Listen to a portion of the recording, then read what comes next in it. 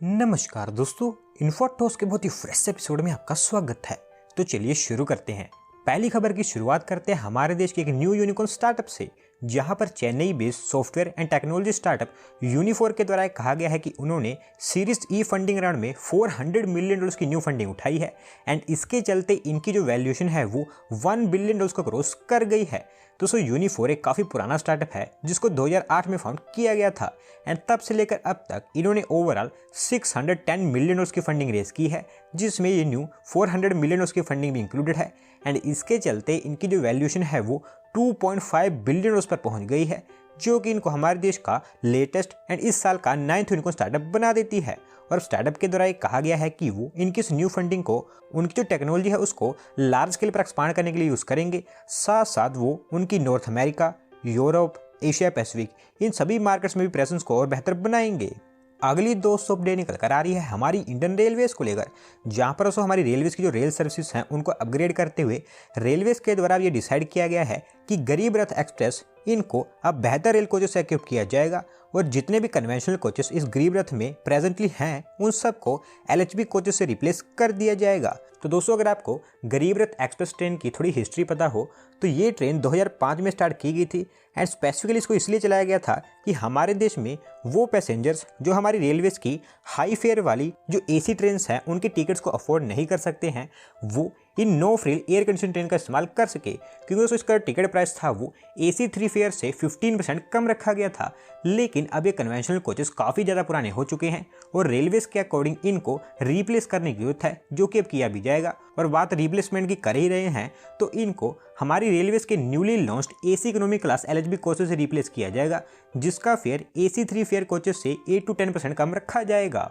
बढ़ते हैं दोस्तों अगली अपडेट की तरफ, जो निकल कर आ रही है हमारे देश की IT इंडस्ट्री को लेकर, जहां पर दोस्तों चल रहे फाइनेंशियल ईयर में हमारी जो इंडियन IT इंडस्ट्री की रिवेन्यू है वो $200 बिलियन के मार्क को टच कर गई है, इनफैक्ट क्रॉस कर गई है, जो कि अपने आप में एक रिकॉर्ड बन गया है। और नास्कॉम ऑर्गेनाइजेशन के द्वारा ये चीज़ की पुष्टि उन्होंने स्ट्रेटजिक रिव्यू रिपोर्ट जो कि वो हर साल प्रिपेयर करते हैं उसमें की है। तो दोस्तों $200 बिलियन का रिवेन्यू मार्क एक काफ़ी बड़ी चीज़ है, क्योंकि ये शो करता है कि हमारे देश की जो IT इंडस्ट्री है वो कितनी तेज़ी से ग्रो हो रही है। और वैसे ग्रोथ की बात आई है तो मैं आपको ये भी बता दूं कि हमारी जो IT इंडस्ट्री है जिसमें IT सर्विसेज, BPM, कैप्टिव्स ये सब चीज़ों को इंक्लूड किया गया है, इसने ऑनगोइंग फाइनेंशियल ईयर में $30 बिलियन की जो इंक्रीमेंटल रिवेन्यू है वो भी जनरेट की है, जो कि ईयर ऑन ईयर बेसिस पर 15.5% ग्रोथ हुई है। और साथ साथ दोस्तों जो ग्रोथ देखने को मिला है ये 2011 से लेकर अब तक का सबसे हाईएस्ट ग्रोथ है। और इसमें एक बड़ी थिंग और ये भी है कि पिछले 2 सालों के अंदर अंदर हमारी IT इंडस्ट्री के द्वारा 2 मिलियन न्यू जॉब जनरेट की गई हैं और इसके चलते हमारे देश में IT सेक्टर से रिलेटेड जो जॉब्स का आंकड़ा है वो टोटल 5 मिलियन डायरेक्ट जॉब्स पर स्टैंड करता है। और क्योंकि दोस्तों अभी ये फाइनेंशियल ईयर खत्म नहीं हुआ है तो कहा ऐसा गया है कि फाइनेंशियल ईयर खत्म होते होते हमारी जो IT इंडस्ट्री की रिवेन्यू है वो 227 बिलियन टच कर जाएगी, जबकि अभी तक जब मैं वीडियो बना रहा हूँ तब तक ये रिवेन्यू 209 बिलियन तक की है। अगली दोस्तों अपडेट निकल कर आ रही है चाइनीज स्मार्टफोन मैन्युफैक्चरर वीवो को लेकर, जहां पर दोस्तों चाइनीज मैन्युफैक्चरिंग कंपनी के द्वारा कहा गया है कि अब वो इंडिया में उनकी जो मैन्युफैक्चरिंग कैपेसिटी है उसको कई फोल्ड इंक्रीज करने वाले हैं। और स्पेसिफिकली इस बार वो हमारे देश में मैन्युफैक्चरिंग कैपेसिटी को इसलिए इंक्रीज करेंगे ताकि वो मेड इन इंडिया फोन्स को दूसरी कंट्रीज में एक्सपोर्ट कर सके। दोस्तों जो चाइनीज़ कंपनी है इन्होंने एक कमिटमेंट की हुई है कि ये हमारे देश के मेक इन इनिशिएटिव के अंतर्गत स्मार्टफोन्स की मैन्युफैक्चरिंग के लिए 7,500 करोड़ रुपये की इन्वेस्टमेंट करेंगे। एंड दोस्तों जब इनके द्वारा अनाउंसमेंट की गई थी तब से लेकर अब तक इन्होंने अराउंड 1,900 करोड़ रुपये की इन्वेस्टमेंट कर दी है। और वहीं अब इसको और भी आगे बढ़ाते हुए इस बार इन्होंने 3,500 करोड़ रुपये की इन्वेस्टमेंट का प्लान बनाया है, जिसमें इनके द्वारा कहा गया है कि वो इस बार स्पेसिफिकली जो मेड इन इंडिया स्मार्टफोन्स है उनको दूसरी कंट्रीज में एक्सपोर्ट करेंगे, क्योंकि इंडियन मार्केट के लिए ये ऑलरेडी हमारे देश में उनके स्मार्टफोन्स को पूरी तरह से मैन्युफैक्चर करके हमारे देश की जो डिमांड थी उसको कंप्लीट कर रहे थे। साथ साथ इनके द्वारा ये टारगेट भी रखा गया है कि वो उनकी एनुअल स्मार्टफोन मैन्युफैक्चरिंग कैपेसिटी को 6 करोड़ से 12 करोड़ तक इंक्रीज करेंगे। अगली दोस्तों अपडेट निकल कर आ रही है नासिक के न्यू IT पार्क को लेकर, जहां पर दोस्तों इस IT पार्क प्रोजेक्ट को एक बूस्ट प्रोवाइड करवाते हुए हमारी सेंट्रल गवर्नमेंट के द्वारा इस प्रोजेक्ट के लिए 20 करोड़ रुपीस एलोकेट कर दिए गए हैं, जिसके चलते इस IT प्रोजेक्ट के लिए एक कॉमन फैसिलिटी सेंटर सबसे पहले बनकर तैयार होगा। तो दोस्तों अगर आपको याद हो तो 1-2 वीक पहले ही मैंने आपको बताया था कि नासिक म्यूनिसिपल कॉर्पोरेशन के द्वारा उनके एरिया में एक IT पार्क प्लान किया गया है, जो कि पुणे, बेंगलुरु यहाँ पर जो IT पार्क्स हैं उनके बेसिस पर डेवलप किया जाना है। और इस IT पार्क को डेवलप करने के लिए जो नासिक म्यूनिसिपल कॉर्पोरेशन है वो काफ़ी अग्रेसिवली काम भी करना चाहती है, जिसके चलते उन्होंने 50 एकर्स ऑफ लैंड को आइडेंटिफाई भी कर लिया है। साथ साथ इसको सेटअप करने के लिए जो एक्सप्रेशन ऑफ इंटरेस्ट है वो भी इन्वाइट कर दिए गए हैं। और अब दोस्तों इसके लिए सेंट्रल गवर्नमेंट के द्वारा 20 करोड़ रुपीस एलोकेट कर दिए गए हैं, जिससे यहाँ पर एक CFC सेंटर बनकर तैयार होगा और 100 करोड़ रुपीस अभी और भी एलोकेट किए जाने हैं जब इस IT पार्क के लिए पूरा प्लान अनाउंस हो जाएगा। अगली दोस्तों अपडेट निकल कर आ रही है कर्नाटक गवर्नमेंट को लेकर, जहां पर दोस्तों कर्नाटक स्टेट का जो इंडस्ट्रियल ग्रोथ है उसको आगे बढ़ाते हुए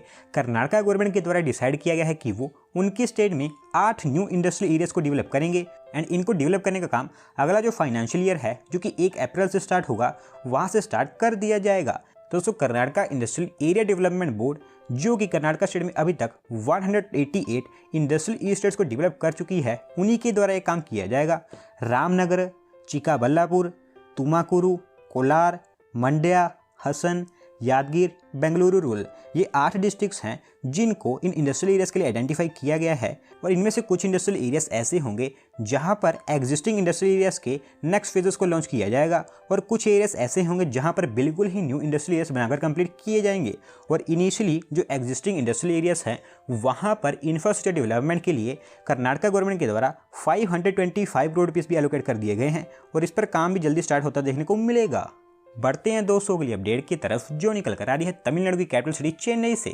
जहां पर दोस्तों चेन्नई में जो ग्रीन स्पेसेस हैं उनको इंक्रीज करते हुए ग्रेटर चेन्नई कॉर्पोरेशन के द्वारा डिसाइड किया गया है कि चेन्नई में जो अडयार रिवर है इसको ब्यूटीफाई किया जाएगा। एंड इनिशियली थिरुविका एंड कोटापुरम यहाँ पर जो ब्रिजेस हैं इनको इस पर्पस के लिए सिलेक्ट किया गया है। दोस्तों ग्रेटर चेन्नई कॉर्पोरेशन के द्वारा चेन्नई सिटी में सिटी रिवर रिजुवनेशन प्रोजेक्ट पर काम किया जा रहा है, जो कि चेन्नई स्मार्ट सिटी का एक पार्ट है। एंड इसके अंतर्गत चेन्नई में जितनी भी डिस्टर्ब हो चुकी वाटर बॉडीज हैं उनको healthy and natural water bodies में ट्रांसफॉर्म किया जा रहा है। और अब इसके अंतर्गत ये जो दोनों ब्रिजेस हैं यहाँ पर अराउंड 2.5 किलोमीटर के स्ट्रेचेस को ब्यूटीफाई किया जाएगा, जहाँ पर ट्री प्लांटेशन, अमेनिटीज, पेंटिंग्स, इस तरह की चीज़ें बनकर तैयार होंगी। और ग्रेटर चेन्नई कॉर्पोरेशन के द्वारा ये भी कहा गया है कि जब ये चीज़ें एक बार बनकर तैयार हो जाती हैं तो यहाँ से जो लोग डेली गुजरते हैं उनको चेन्नई सिटी की एक बेटर लुक दिख पाएगी। अगली दोस्तों अपडेट निकल कर आ रही है मध्य प्रदेश गवर्नमेंट को लेकर, जहां पर दोस्तों मध्य प्रदेश की इंदौर सिटी में जो इंफ्रास्ट्रक्चर है उसको और भी बेहतर बनाते हुए मध्य प्रदेश गवर्नमेंट के द्वारा डिसाइड किया गया है कि वो